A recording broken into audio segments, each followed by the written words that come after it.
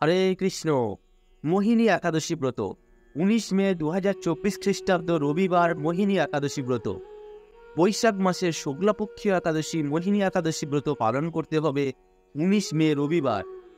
তো আজকে আমরা ভারতের প্রতিটি রাজ্যের মোহিনী একাদশী ব্রতের পালনের সঠিক সময় ও ব্রত মাহাত্ম্য শ্রবণ করব। প্রথমেই আমরা জেনে নেব এই একাদশী কেমন ভাবে পালন করবেন। একাদশী ব্রত পালনের মূল কাজ হলো নিরন্তর ভগবানকে স্মরণ করা।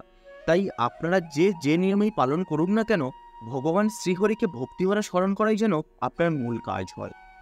আমরা একাদশী পালনের সাত্ত্বিক নিয়মটি উল্লেখ করছি। এই ব্রত প্রতিটি ব্যক্তির পালন করা উচিত। সমর্থপক্ষে দশমীতে একাহার করবেন, একাদশীতে নিরাহার থাকবেন ও দ্বাদশীতে একাহার করবেন। তা হতে অসমর্থ পক্ষে শুধুমাত্র একাদশীতে অনাহার থাকবেন। যদি উহাতেও অসমর্থ হন, একাদশীতে পঞ্চরবিশস্য বর্জন করে ফলমূলাদি অনুকল্প গ্রহণ করতে পারেন।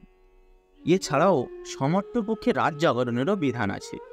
অপারগ হলে নির্জলাসহ অন্যান্য একাদশীতে সবজি ফলমূলাদি গ্রহণ করতে পারে।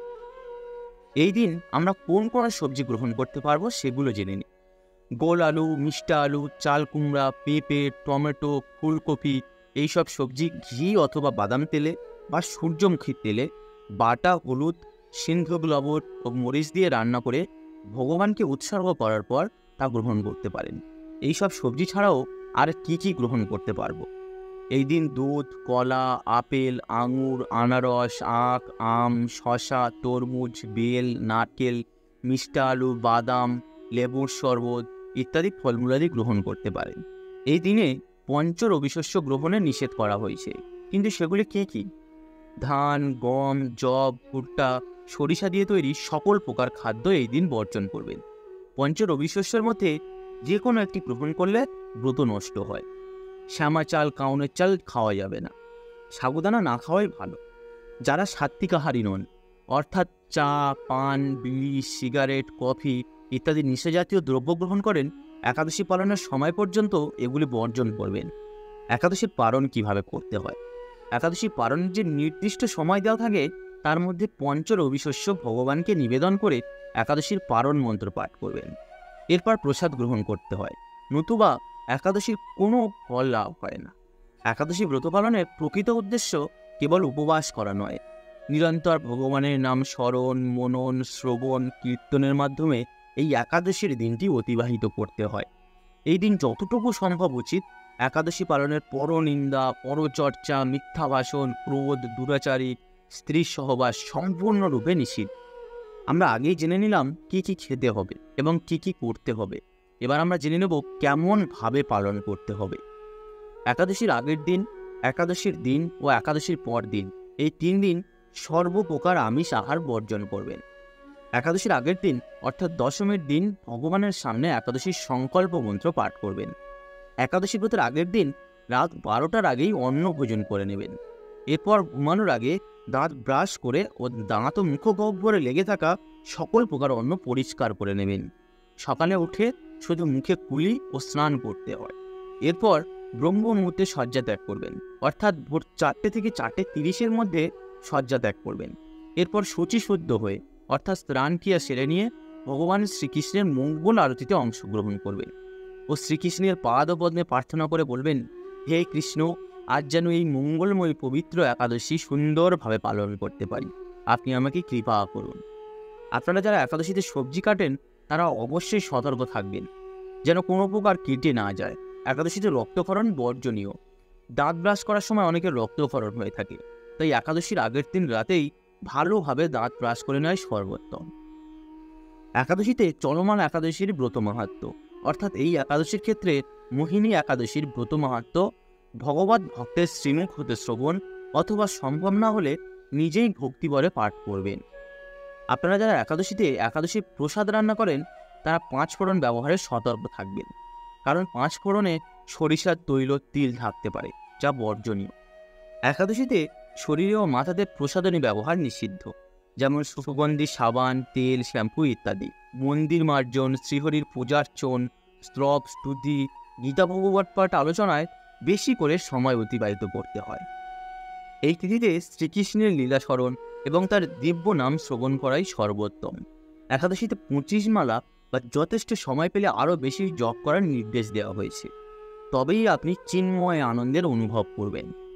সকল প্রকার ক্ষৌর কর্ম অর্থাৎ শেভ করা, চুল কাটা, নখ কাটা নিষিদ্ধ।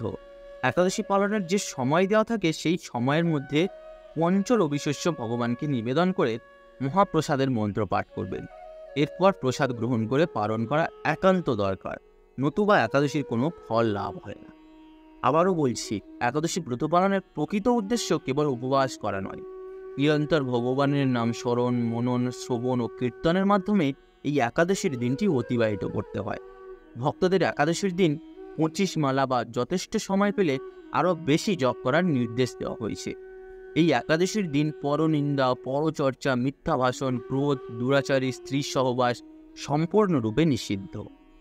এবার আমরা মোহিনী একাদশীর ব্রত মাহাত্ম্য শ্রবণ। মোহিনী একাদশীর মাহাত্ম্য। পূর্বপুরাণে বৈশাখী শুক্লপক্ষের মোহিনী একাদশী ব্রত মাহাত্ম্য বর্ণনা করা হয়েছে। মহারাজ যুধিষ্ঠির বললেন, হে জনার্দন, বৈশাখের শুক্লপক্ষীয় একাদশীর কী নাম, কী ফল ও কী বিধি, এ সকল কথা আমার নিকট বর্ণনা করুন। উত্তরে ভগবান শ্রীকৃষ্ণ বললেন, হে ধর্মপুত্র, আপনি আমাকে যে প্রশ্ন করেছেন, পূর্বে রামচন্দ্র বশিষ্ঠের কাছে এই একই প্রশ্ন করেছিলেন। তিনি জিজ্ঞাসা করেছিলেন, হে মুনিবর, আমি জনকনন্দিনী সীতার বিরহজনিত কারণে বহু দুঃখ পাচ্ছি, তাই একটি উত্তম ব্রতের কথা আমাকে বলুন, যার দ্বারা সর্বপাপ ক্ষয় হয় এবং সর্বদুঃখ বিনষ্ট হয়। এই কথা শুনে বশিষ্ঠ বললেন, হে রামচন্দ্র, তুমি উত্তম প্রশ্ন করেছ। যদিও তোমার নাম গ্রহণেই মানুষ পবিত্র হয়ে থাকে, তবুও লোকের মঙ্গলের জন্য তোমার কাছে সর্বশ্রেষ্ঠ পরম পবিত্র একটি ব্রতের কথা আমি বলছি। বৈশাখ মাসের শুক্লপক্ষীয় একাদশী মোহিনী নামে প্রসিদ্ধ। এই ব্রত প্রভাবে মানুষের সকল পাপ, দুঃখ ও মোহজাল অচিরেই বিনষ্ট হয়। তাই মানুষের উচিত সকল পাপ ক্ষয়কারী ও সর্বদুঃখনাশী এই একাদশী ব্রত পালন করা। একাগ্র চিত্রে তার মহিমা তুমি শ্রবণ করো। এই কথা শ্রবণ মাত্রই সমস্ত পাপ বিনষ্ট হয়। পবিত্র সরস্বতী নদীর তীরে ভদ্রাবতী নামে এক সুশোভনা নগরী ছিল। চন্দ্রবংশজাত ধৃতিমান নামে এক রাজা সেখানে রাজত্ব করতেন। সেই নগরীতেই ধনপাল নামে এক বৈশ্য বাস করতেন। তিনি ছিলেন পুণ্যকর্মা ও সমৃদ্ধশালী ব্যক্তি। তিনি নলকূপ, জলাশয়, উদ্যান, মঠ ও গৃহ ইত্যাদি নির্মাণ করে দিতেন। তিনি ছিলেন বিষ্ণু ভক্তিপরায়ণ ও শান্ত প্রকৃতির মানুষ। ছমনা, দ্যুতিমান, মেধাবী, সুকৃতি ও ধৃষ্টবুদ্ধি নামে তার 5 জন পুত্র ছিল। পঞ্চম পুত্র ধৃষ্টবুদ্ধি ছিল অতি দুরাচারী। সে সর্বদা পাপ কর্মে লিপ্ত থাকত। পর স্ত্রী সঙ্গী, ব্যবসাসক্ত, লম্পট্য, দ্রুত ক্রিয়া প্রভৃতি পাপে সে অত্যন্ত দেবতা, ব্রাহ্মণ ও পিতামাতার সেবায় তার একেবারেই মতি ছিল না। সে অন্যায় কার্যে রত, দুষ্ট স্বভাব ও পিতৃধন ক্ষয়কারক ছিল। সবসময় সে অভক্ষ ভক্ষণ ও সুরাপানে মত্ত থাকত। পিতা ধনপাল একদিন পথ চলছিলেন। হঠাৎ তিনি দেখতে পেলেন দৃষ্টবুদ্ধি এক বেশ্যার গলায় হাত রেখে নিঃসংকোচে ঘুরে বেড়াচ্ছেন। তার নির্লজ্জ পুত্রকে এভাবে চৌরাস্তায় ভ্রমণ করতে দেখে তিনি অত্যন্ত মর্মাহত হলেন। এই কুস্বভাব দর্শনে ক্রুদ্ধ হয়ে তিনি তাকে গৃহ থেকে বার করে দিলেন। তার আত্মীয় স্বজনও তাকে পরিত্যাগ করল। সে তখন নিজের অলঙ্কারাদি বিক্রি করে জীবন অতিবাহিত করল। কিছুদিন এইভাবে চলায় অর্থভাব দেখা দিল। ধনহীন দেখে সেই বেশ্যাগণও তাকে পরিত্যাগ করল। অন্ন বস্ত্রহীন ধৃষ্টবুদ্ধি ক্ষুধা তৃষ্ণায় অত্যন্ত কাতর হয়ে পড়ল। অবশেষে নিজের গ্রামে সে চুরি করতে শুরু করল।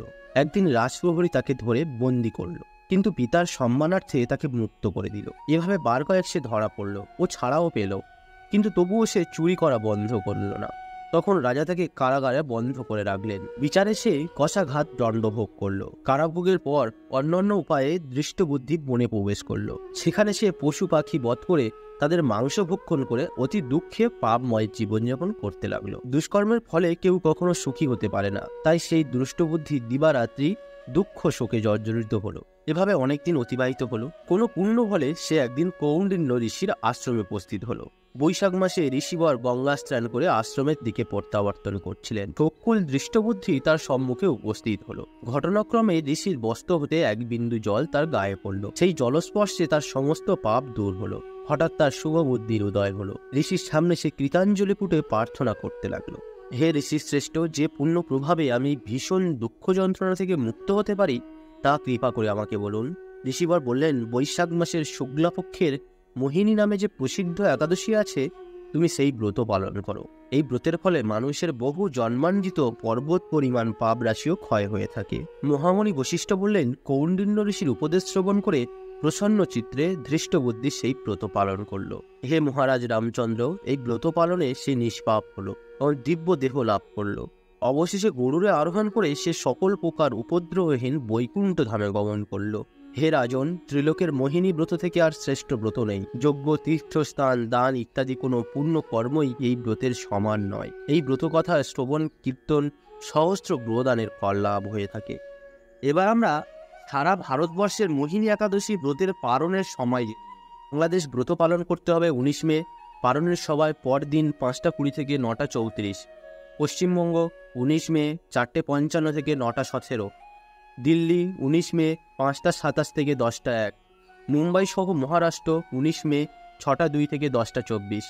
পুনে সহ মহারাষ্ট্র 19 মে 5:59 থেকে 10:20। নাগপুর সহ মহারাষ্ট্র 19 মে 5:33 থেকে 9:58। চেন্নাই সহ তামিলনাড়ু 19 মে 5:42 থেকে 9:57। ভুবনেশ্বর সহ উড়িষ্যা 19 মে 5:08 থেকে 9:31। বিহার 19 মে 5:01 থেকে 9:30। ঝাড়খণ্ড 19 মে 5:04 থেকে 9:31। ছত্তিশগড় 19 মে 5:22 থেকে 9:46। শিলং সহ মেঘালয় 19 মে 4:34 থেকে 9:04। গুয়াহাটি সহ আসাম 19 মে 4:34 থেকে 9:04। মণিপুর 19 মে 4:28 থেকে 8:58। মিজোরাম 19 মে 4:34 থেকে 9:01। সিকিম 19 মে 4:44 থেকে 9:16। বৃন্দাবন 19 মে 5:27 থেকে 10টা। ব্যাঙ্গালোর সহ কর্ণাটক 19 মে 5:53 থেকে 10:08। হায়দ্রাবাদ সহ তেলেঙ্গানা 19 মে 5:42 থেকে 10:02। আগরতলা সহ ত্রিপুরা 19 মে 4:40 থেকে 9:07। গুজরাট 19 মে 6:03 থেকে 10:29। কেরালা 19 মে 6:01 থেকে 10:14। পাঞ্জাব 19 মে 5:29 থেকে 10:06। রাজস্থান 19 মে 5:42 থেকে 10:14। কেরালা 19 মে 6:01 থেকে 10:14। পাঞ্জাব 19 মে 5:29 থেকে 10:06। রাজস্থান 19 মে 5:42 থেকে 10:14। উত্তরপ্রদেশ 19 মে 5:16 থেকে 9:47। হরিয়ানা 19 মে 5:31 থেকে 10:05।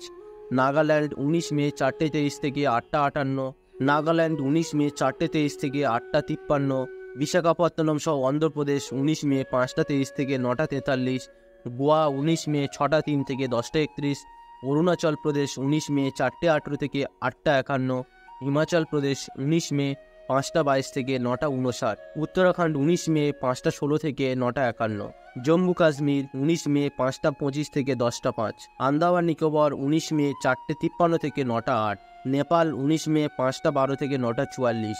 ভুটান 19 মে 5:10 থেকে 9:42। শ্রীলঙ্কা 19 মে 5:53 থেকে 10:02। মালদ্বীপ 19 মে 5:52 থেকে 9:59। মায়ানমার 19 মে 6:28 থেকে 10:51। আমাদের এই ভিডিওটি যদি আপনাদের ভালো লেগে থাকে তাহলে অবশ্যই একটি লাইক করবেন, ও এখনও যদি চ্যানেলটিকে সাবস্ক্রাইব করে না থাকেন তাহলে চ্যানেলটিকে সাবস্ক্রাইব করবেন। হরে কৃষ্ণ।